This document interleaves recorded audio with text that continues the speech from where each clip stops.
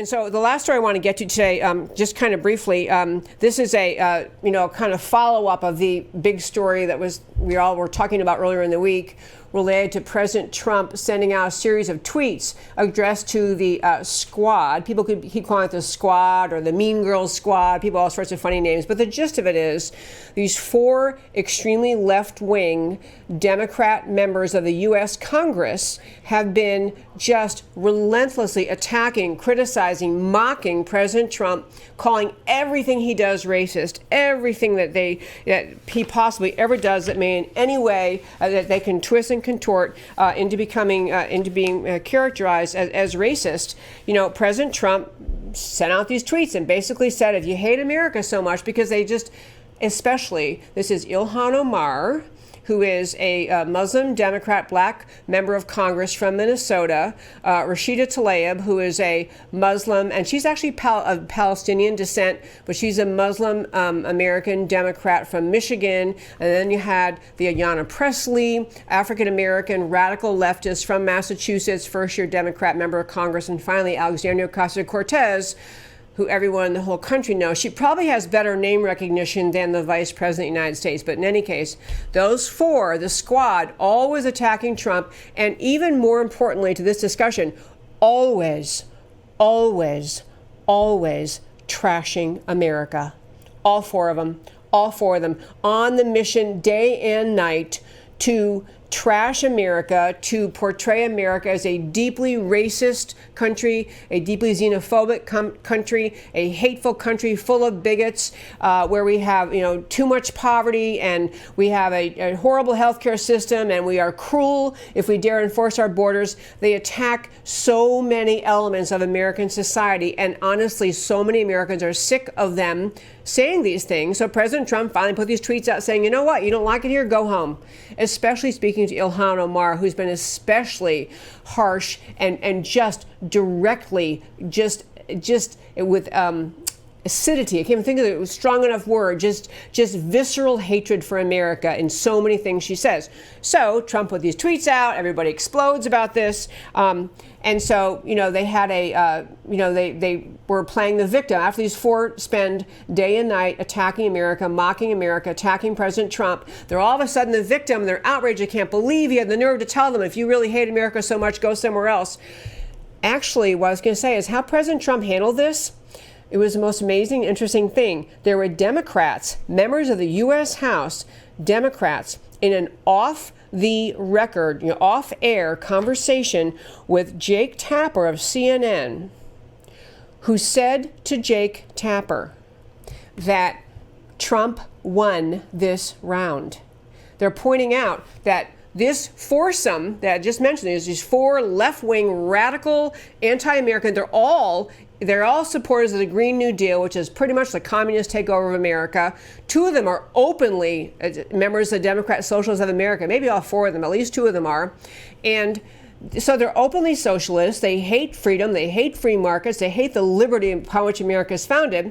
And so these 4 people, by President Trump calling them out, describing how bad it is what they do, and he really ended up making it impossible for Nancy Pelosi and the alleged mainstream of the Democrat Party in Washington, which, to be very clear, is radically left. Nancy Pelosi herself says, I'm not a socialist, I'm just a progressive, and kind of like 61 half dozen of the others. Seriously, not much difference. The point of all this is the Democrat members of Congress said to Jake Tapper, Trump won, because what Trump succeeded in doing was forcing Nancy Pelosi to defend these 4 radical America haters. Nancy Pelosi was trying to tiptoe backwards and not really affiliated with them. I don't know what's wrong with those 4. They're not really, we're mainstream Democrats, I swear. But when Trump attacked them and they came to the House and they demanded defense, they demanded that, Trump be denounced, Trump has made those 4 radical, socialist, leftist Democrats, he's made them the face of the Democrat Party. And that is what the Democrat congressmen were complaining about, talking to Jake Tapper. They're saying, dang, he won this because we can't really distance ourselves from them because we had to defend them because Trump criticized them so harshly. And I want to throw one other point in before I turn to why it matters to you. I talk about politics on this show, but it's really, I often even say I dislike the idea of politics exactly. I don't like the mean-spirited politics, name-calling junk.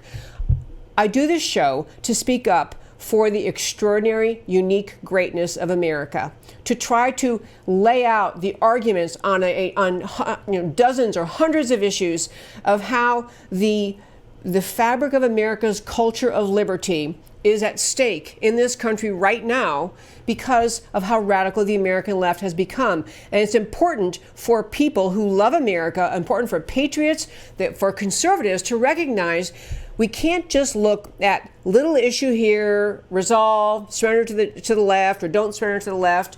This issue. We have to see what the left is up to in the big and dynamic picture, which is this radicalism of the American left. It is infecting our culture. It is impacting our culture. It is hurting people. And one specific quick story was, you probably saw that story of some 69-year-old guy who ended up, he attacked. He was throwing incendiary devices toward a detention center. He got violent. The police ended up shooting him and killing him. But the point of telling you about this guy, this was an ICE detention facility where he was outside and is acting, in a bizarre and dangerous manner. Is when you look at what the guy had to say, he was actually ignorant enough, dense enough, uninformed enough to think that what Alexandria Ocasio-Cortez and her, quartet of America haters say about the detention facilities was true. He's that ignorant, and it led him to lose his life. These people on the left, we can't just act like this is politics as usual. They say one thing, we say other things. These people are infecting and invading America's culture. They are shaping people who are too ignorant to understand what's true, people who are vulnerable, people who have been conditioned by the left to think that maybe America really is kind of racist and really is a terrible place and really is all these bad things left always says. And it actually took shape in this guy losing his life because he engaged in violent behavior, which the police end up having to shoot him to stop him.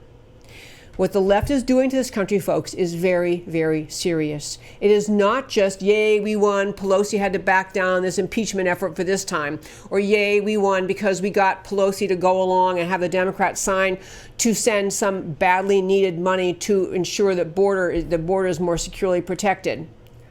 Those are tiny victories, but the bigger victory must be in the battle of ideas in our whole culture, and the bigger victory can only come from people like you and me speaking up in everyday life about the extraordinary, unique greatness of America.